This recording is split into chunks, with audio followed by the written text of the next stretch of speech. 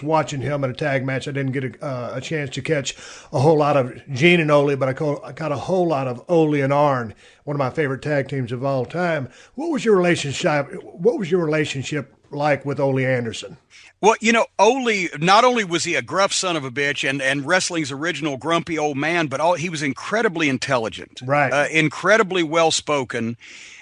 He was dedicated to the wrestling business, and he was very straight-laced with it. And as a matter of fact, my favorite Ole Anderson, one of the nicest things that anybody ever said to me, Ole said, you know, Cornette, one time, he said, I used to think you were a dumb fuck, but so many other dumb fucks have come along that are worse than you, that you've moved up the ladder without doing anything. Ole and I got off on a rocky start because Dundee had done a deal in that Georgia territory in the summer of '83 where my rich mother had sent my poodle Fifi down because I'd never had, you know, Fifi had never had a birthday without me being along, you know, with her. And we had a birthday party for Fifi. And this this videotape, I've got a shameless plug at jimcornette.com. If you go and you look up my rookie year video, this video is available. Like 7 people saw this fucking show, but I've preserved it. We had a birthday party with all my heels wearing the hats and blowing the noisemakers, and we had a cake. And of course, the fantastic ones, Bobby Fulton and Terry Taylor, came out and put my face in the cake. And Ole came from the real straight-laced, you know, the Carolinas, where there wasn't a lot of comedy and there wasn't a lot of bullshit in wrestling, and they didn't do a lot of outrageous things. And, you know, he remembered the Nick Goulas days from Tennessee, where Nick was a notoriously bad payoff man, and they did a lot of hoo-ha. He didn't understand the Tennessee wrestling philosophy. And we're in Chattanooga, after all, so it's Tennessee. So first time I met Ole, and I'm a young kid, but I was still a smart ass. And I said, Ole, it's nice to meet you. And I shook his hand, and he said, yeah, you had the birthday party for the dog on my television. I said, yeah, I saved you a piece of cake. He said, really? I said, yeah, it's in my ear. And so, you know, Ole and I had a star-crossed relationship until finally he got a begrudging respect, I think, for me because he enjoyed zingers. He liked verbally jousting with people. And if you could stand up and trade with him verbally, he got a little bit of respect for you. So one time after the Great American Bash of '86, we're working for Crockett, and we're in the locker room in Huntington, West Virginia.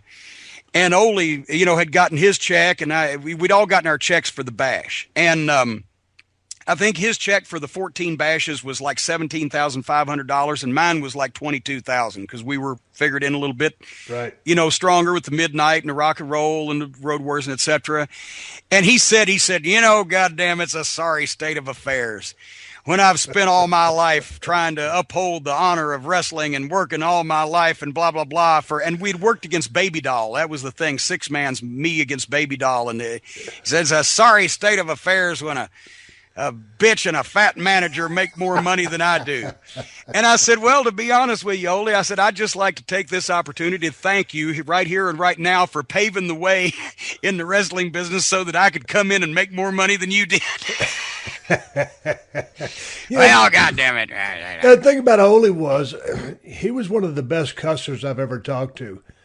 He just uses the same standard words that we all use, but for some reason, coming out of his mouth, it's pure platinum. Well, it was like the father on the Christmas Story. He worked in profanity the way other people work in oils. And that's the thing is you know, Ole, despite the profanity, he was, like I said, an incredibly intelligent guy. And real smart. He could make his point, but he punctuated the points in profanity to be alliterative, so that the guys would listen to it at the same time. He was making a very intelligent point, but he was making sure that they listened to it. And you know, that was and plus one of the great promo men of all time, still to this day, the promo that he did on Atlanta TV on TBS after he turned on Dusty Rhodes in the cage in the Omni, which I was at that match, and there were literally fans trying to climb the cage to get into it, to get it at the Andersons. You know, that was one of the great promos that I used to give the guys in Ohio Valley Wrestling tapes of, to say, if you want to draw money verbally in a wrestling business, this is how. Right. And so Ole and Gene, they were a no flash tag team, but they drew money in Georgia and the Carolinas for years. And people always say, well, why didn't the Anderson brothers go anywhere else if they were so good? And it was much the same as Lawler in Memphis, where they would have been stupid to go anywhere else. They were making so much money, and they were on top and drawing such big houses in the Carolinas and Virginia and Georgia that they didn't need to go anywhere else for years, Right. years at a time. Hey, whatever happened to Gene Anderson? Gene passed away. Gosh, it's been probably the late '90s. But Gene, he was the original Anderson brother. Right.